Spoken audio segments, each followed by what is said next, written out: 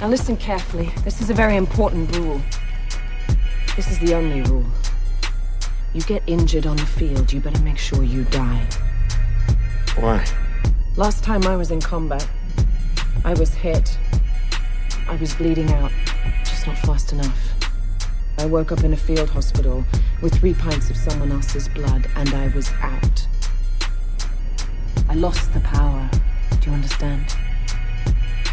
I think we better start over, don't you? What?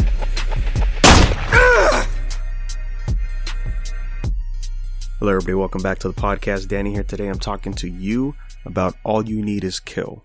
So, All You Need Is Kill is a manga that's actually adapted from a light novel back in 2004, and that is written by Hiroshi Sakurazaka.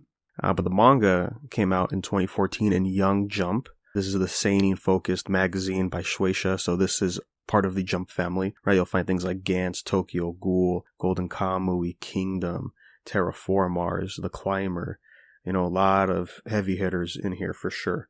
This is drawn by Takeshi Obata of Death Note fame, also from Bakuman, and I guess this is adapted by Ryosuke Takeuchi, and he hasn't done a lot of work, but I noticed he has a manga on here I've been meaning to check out that's from Jump, so I'm looking forward to that after reading this. And how did I find out about All You Need Is Kill? Well, there was, of course, the live-action adaptation from the West out here, right, called Edge of Tomorrow, Live, Die, Repeat, with Tom Cruise. When the movie was coming out was when I found out about this. I think I was talking to Miguel about it. I was like, oh, it was a manga, and then I found out, oh, it was a light novel. And I really enjoyed the movie. I like it. It's a great adaptation because it's one of those smart adaptations, right, similar to Alita, Battle Angel. That's not that long ago. That's also a smart adaptation. Because as we get into this manga here, only 17 chapters, it is not the same as the movie. The movie is very Americanized as far as there's no cool mech designs that we see in here. The mimics are way different design, and characters are also, with their backstories, are way different as well. So let's go ahead and get into this premise real quick. There's these alien creatures known as mimics. They started invading Earth. So now Earth has united as one for the United Defense Force, and they're using these mechs to fight them off. If we star our main character here, Keiji Kiriya, who is a new recruit in the army. It's going to be his first time in battle, but he just woke up from a nightmare thinking that he died, and it's probably just the jitters, right? So he goes out to battle for his first time, freaking out. Things don't go as planned from the briefing, and he gets killed. And right when he gets killed is when he wakes up. And he's like, what is going on? He thought it was another nightmare. Boom, goes back in the battlefield, dies again. And he has realized that he is stuck in an endless loop that resets every time he dies, fighting these mimics. So he uses this opportunity to where he is going to master all he can, right? He has literally endless amount of time by doing this, and he marks on his hand to depict how many times he's gone through the loop, as he calls it. And we get into the triple digits by the end of the manga, which is pretty crazy. I knew this was short. It's only 2 volumes. And you know what? They really throw in everything you just need. I can't see it longer than just one movie type of deal, right? Since they adapted it. Way different vibes. I'm not going to compare too much. I'll save that for the end. But interesting premise, right, that we have in the manga. The art style is amazing as always from Obata. Mech designs, the action stuff's really great. And here we're also introduced to our other main character here, Rita Ratsatsuki. She's from America, and she is also one who went through the loops. And that's kind of where it gets a little confusing towards the second half of this when we lead into the story, because to my surprise, we got backstory with her, right? We actually get some flashback stuff and what she had to go through. And we didn't get that in the movie, but it was pretty cool to see. And she is definitely a lot younger than you would think if you've coming in from the movie. Supporting cast is pretty cool too. They're not really focused too much in here.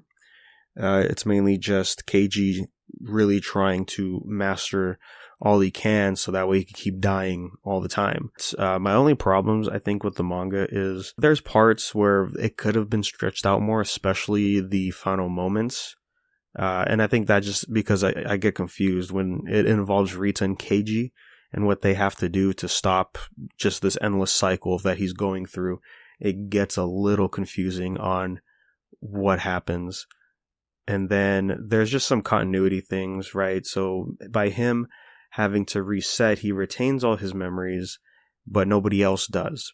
So basically, if he wants to do something specific and get good at it, he has to continuously go after that or talk to people a certain way. So that way, you know, they'll agree to his, what he's asking, basically. And one of them involves our supporting character here, Shasta, who is a mechanic here at the base. And she's the one who was maintaining Rita's weapons, which is like this giant axe. It's so anime. And he wants one too. You know, we see him use it all the time to the point where he's mastering it. And I can't help but think, oh, okay, so he has to convince her every single time, you know, to get it. And then there was a moment he goes a different direction for the day, and we don't really try to see him talk to her. And it's, I don't know, I guess it's one of those things like, it's just, you know, in the back of your head, you're thinking, I mean, they could get away with it being like he could just have some fun or relax or go do something else during the day and we'll still be there. The acts don't really question it too much.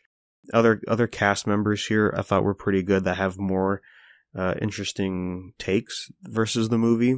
It being adapted into a manga, I think, was really great. It really shows off basically what we need in the series. And the supporting cast definitely is more interesting.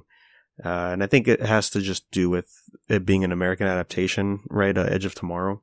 That it's, well, you know, it's an American movie, so there's certain criteria we have to fill that has some pluses, that has some minuses. But overall, All You Need Is Kill was a good read. You know, I could see this continuing forward, like actually getting more into the lore. Because the way I don't really remember how the movie ends. Where the manga ends here, it totally feels like we could just keep going forward and explore new ideas, right? Since they don't really try to go too crazy with the mimics, right? This alien race, it's all just very plain and simple. But if they want and branch out more, I could totally see the series continuing forward. You know, again, it's adapted off this light novel, and I believe there was only the one volume for that as well. Hence why it's only 17 chapters. Which is one thing I love is the mechs designs in here. And also what's interesting, if we're still comparing it to the movie, is everybody had, it's like a generic layout of your mech. And here we had some leeway with variations, which I thought was cool and is totally typical for manga, anime, all that good stuff. And I only wish we had more of that in the movie, because it does make more sense here in the manga. There's certain things that's paced out where it feels way better. And overall, just highly recommend reading this one. Again, it's only 17 chapters. It doesn't take you that long to read. I thought it was going to be longer content-wise, because the first chapter was 70 pages. That's a lot. But then it ended up going 20 pages after that. So typical weekly route.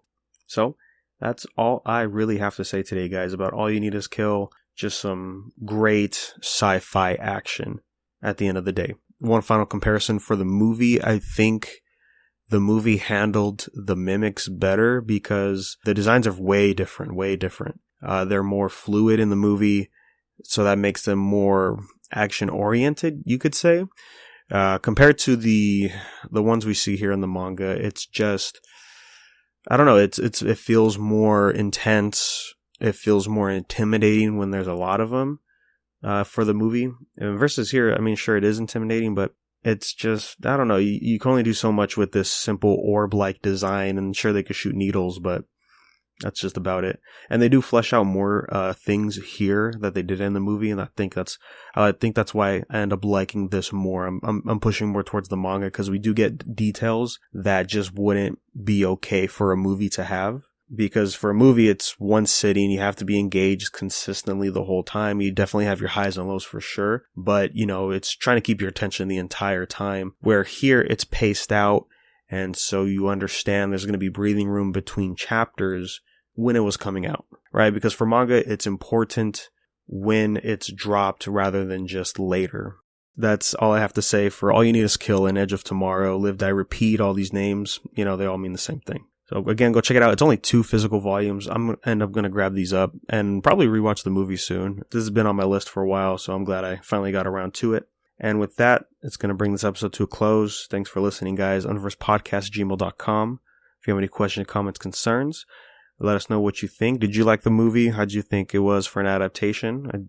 Personally, I think it's one of the best. And of course, follow us on social media at Universe Podcast if you want to know when the latest episode drops. So thanks for listening, guys, and we'll catch you on the next episode.